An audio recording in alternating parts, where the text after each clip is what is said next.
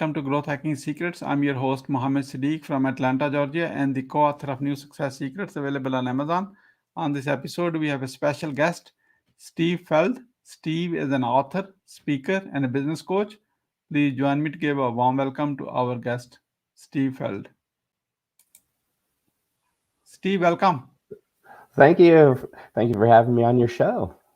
Wonderful. I really appreciate meeting my team members first before you meet me. It's such an honor. Let me start with this. Where were you? What happened? Who were you surrounded with that inspired you to do what you do today? I think the big thing was I was traveling around the world helping other companies, and I realized, you know what, I'm getting tired of traveling and I love helping companies, and I just put the two together and started my very first consulting business. And I started finding my passion with more small business owners because they make up the backbone of all the economies in the world. And that's where my passion lies. So I love doing what I do and seeing small business owners survive and thrive. Oh, I can tell you, I've made them all. When it comes to growing your business, what are the top 3 mistakes to avoid? I'd say the number one is you can't do it alone.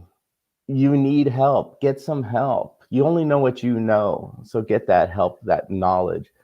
Next one is some business owners, they're focusing on the wrong things. They should be focusing on the revenue and the income at the beginning, not their business cards and what their website should be looking like, unless that's their business. And then the third thing is they have no marketing plan, no strategic plan, and they're not executing it. So you got to have those 3 things in place. What is your greatest failure story? What did you learn and how did you recover from it? It was my very first business. I had all my clients were in the tech sector, and that's who I was working with. And I had business was great and had a laundry list of clients waiting to come on. But as we've all heard in history, the tech bubble burst, and I burst along with it. So that was definitely my greatest failure by learning I did not diversify outside of other industries and other products and services. How did you recover from it? Oh, I turned right around and started another company. I don't have to say, you probably have a more diversified clients right now than you can ever imagine. Yes, they're all very diversified.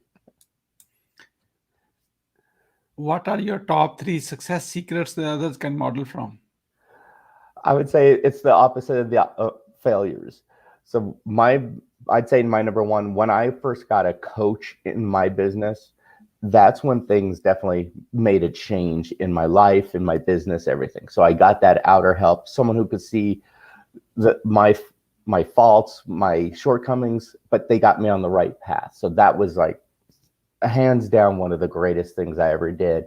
The next one was on my last 3 businesses, I focused on the correct things, focused on the income, obtaining clients first, then worrying about the back end, the ECRM and all that other stuff second and later on.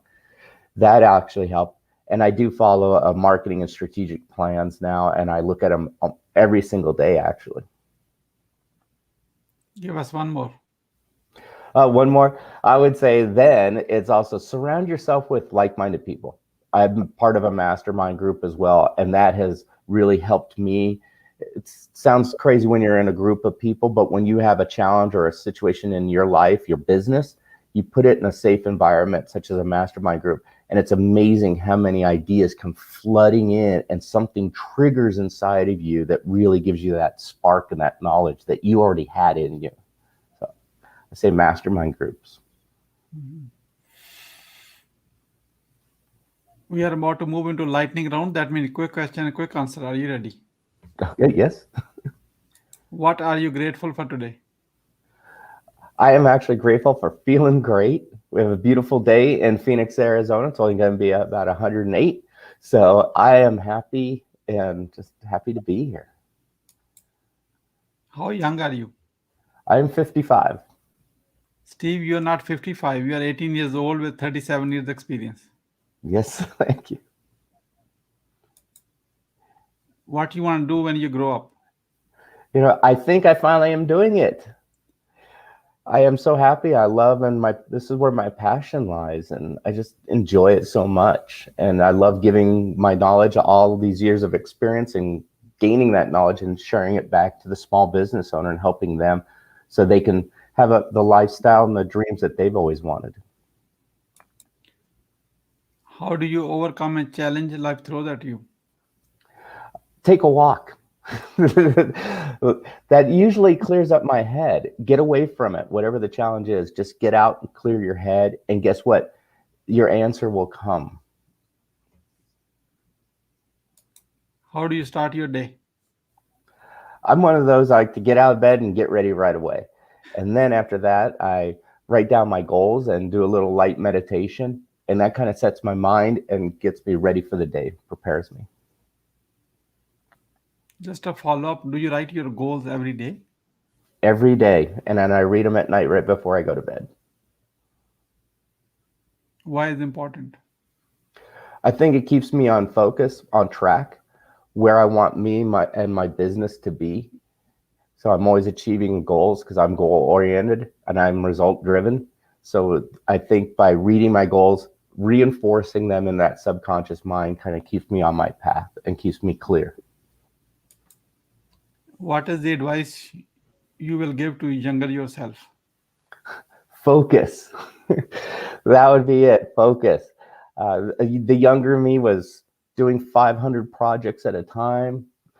The more mature me is only doing about 2 to 3 and highly focused and moving forward a lot faster. Once you have a revenue generating idea, how do you convince your significant other? Well, this is easy since I don't have a significant other, but when I do have a revenue generating idea, I actually bounce it off my coach and bounce it off of my mastermind group. Because you know what? I might be missing a piece. I don't know. By putting it out there and getting that advice coming in, I'm seeing it from a different point of view, which is fantastic. Just curious, who is your coach? My coach, Jane Powers. Mhm. Do you be kind enough to make an introduction so I can interview him on this show? Sure. What is the impactful business book you have read and what did you learn from it? Last year I read The 12-Week Year, and it's basically condensing a whole year into 12 weeks. So instead of taking on a ton of projects, just focus on about 2 main tasks and shove them into 12 weeks. And so every week is now a month. And then I got into an accountability group where we all read the same book. And now we have 12-week goals, maybe just 2 to 3 of them, and we're hyper focused on those. It has been amazing how much more you can get done in your business. Why being impactful is important to you? I think it's impactful because I love supporting my local communities and small business owners. And since they're making up 97, 98% of all the businesses in the world, if they're not going to survive, guess what? That's a huge hit to the economy. Plus, small business owners give back to their community in greater ways than the big corporations. So that's where my passion lies, and that's why I want to see them survive and thrive. I mean, you got to think, we're not only saving their business, we're saving their marriage, college funds, little league teams, everything. Who is your living mentor and what's the impact? Yeah, my mentor is a guy named Dave, and I should say he's much more senior than I, but he has owned and operated multiple businesses throughout his life. He's the one who always gives me that sage advice, that words of wisdom, and keeps me straight. And he's someone who I've worked hard over the last couple decades to emulate, is someone with that high level of integrity, honesty, and what he does is he is very servient, and that's who I try to emulate and then I follow. Besides interviewing your coach, I love to interview your mentor because I'm a student. I like to learn from people. Okay. I'll talk to him. What do you want to be remembered for? I think be remembered for helping business owners so create the lifestyle that why they got into business is for that entrepreneurial dream, and I want to help them achieve that. And that's where I'm going to be remembered for, is helping business owners achieve their goals and dreams. Who is your ideal client? As they always say, the one that pays, But other than that, is actually the ideal client for me is a business owner who really wants to make a change in their business, who really wants to have that work-life balance that's optimal for them in their life, but also to give them the lifestyle that they are dreaming of instead of grinding it out for decades, not being around for their family, not living life. And I want to help them get that and take that stress off of them and enjoy business. How can we support you? Well, I'm always looking for more clients. I do have 6 coaches as well underneath me, so we definitely can take on more. And we also have been starting up a new mastermind group, which it's just filled with entrepreneurs who really want to make a difference in not only their business, but help other businesses as well. So always helping more and more small business owners. We are about to wrap up. I'd like to have your few words about your today's guest experience on the show. Here is my question. What would you say about your today's guest experience on the show? That was great. I love these kind of lightning round questions. You gotta get to the point. I love it. What would you say as a final word? Final word is I say in your business, just be kind to others, help other business owners, share your knowledge. Guess what? It will come back. You're not giving away some trade secrets, but just help others so that, guess what? You're going to learn a lot from it and it'll help you. Thank you so much, Steve, for sharing your wisdom with us today on the behalf of Growth Hacking Secrets community and our entire team. We really appreciate you. This is Mohammed Siddique signing off from Atlanta, Georgia. Until the next episode, all good wishes.